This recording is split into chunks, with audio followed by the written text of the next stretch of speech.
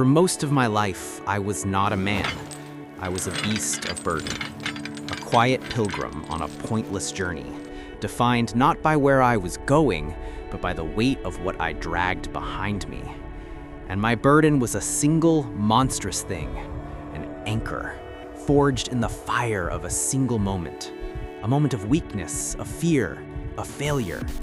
A moment I could never outrun, because its evidence was fused to my very soul. It was not a memory. A memory can fade. This was a presence, a cold iron companion that woke with me every morning and settled heavily into the dust beside my bed each night. It was my shame, my great mistake, the one thing I had done that I could never undo.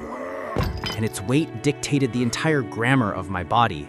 My shoulders learned to curve around its heft. My legs learned to strain, not to leap. The sound of its rusted chain scraping against the pavement became the soundtrack to my life, a relentless percussion of regret. This anchor carved a deep, ugly scar across the landscape of my days. Potential futures that required lightness, that demanded I run, withered and died on the vine before they could even bloom. New paths looked too steep. The weight was too much to carry uphill. Love was terrified of the clanking of the chain. People would see the hope in my eyes, but then they would hear the scraping of my past, and they would retreat to safer, quieter shores. How could anyone build a home with a man who was constantly dragging the wreckage of his former self behind him? So I tried to get rid of it. Oh, how I tried. My life became a secret, desperate war against this one object. First, I became a scholar of my own wound. I tried to file through the chain with the sharp edges of logic and reason. I read books on letting go. I listened to podcasts on forgiveness. I told myself 1,000 times a day, it's in the past, it cannot be changed. But the anchor did not listen to reason. The chain was thicker than my words.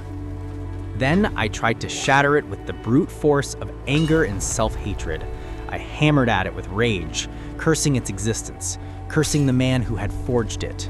I worked until my hands bled and my throat was raw from screaming at it in the dead of night. But the anchor seemed to feed on the violence, growing denser, heavier, more present with every blow. Finally, I tried to hide it, to cover it with new achievements, to pretend it wasn't there.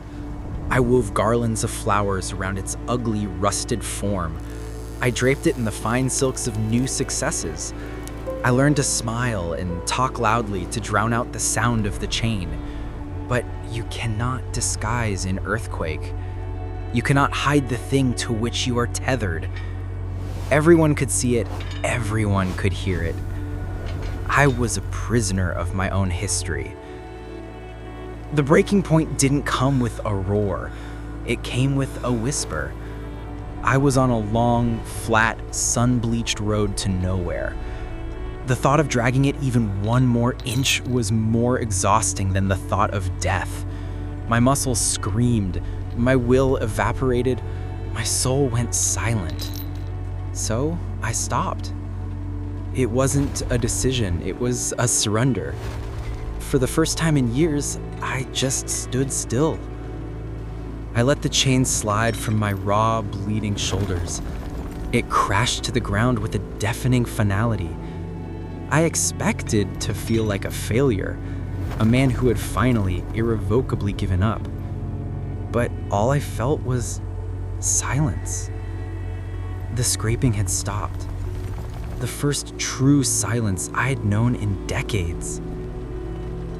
I looked back at the anchor, this monstrous symbol of my pain, lying there in the dust. And in that profound stillness, a thought bloomed in my mind.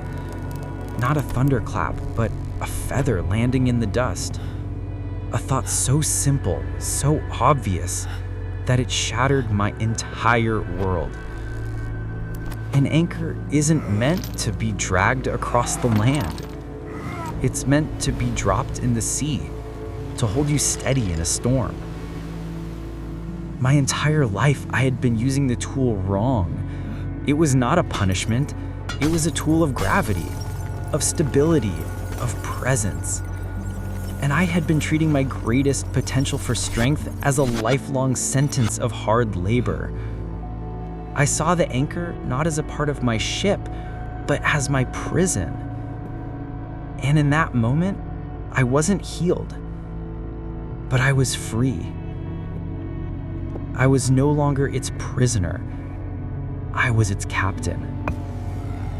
I did not try to lift the anchor again. I left it where it fell. And right there, on that very spot, I began to build. I gathered the stones that the anchor had displaced on its terrible journey. I laid the foundation of my new house around it, making it the very center.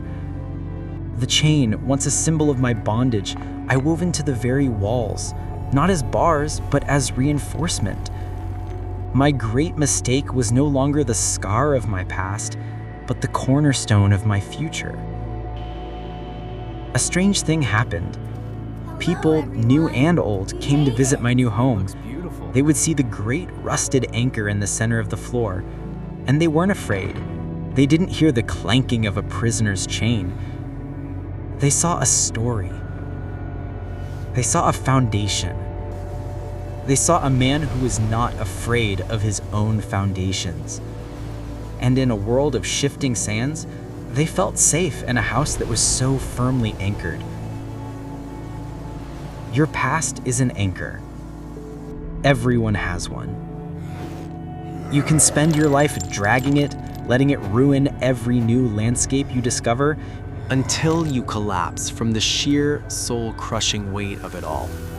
Or you can find the place where you are right now and stop and let it fall. Let it connect you to the earth. And then, right there, on the very ground of your greatest mistake, you can begin to build your home. It will not be a perfect home. The floor will be uneven where the anchor lies. It will carry the scars of its journey, but it will be unshakable, and it will be yours.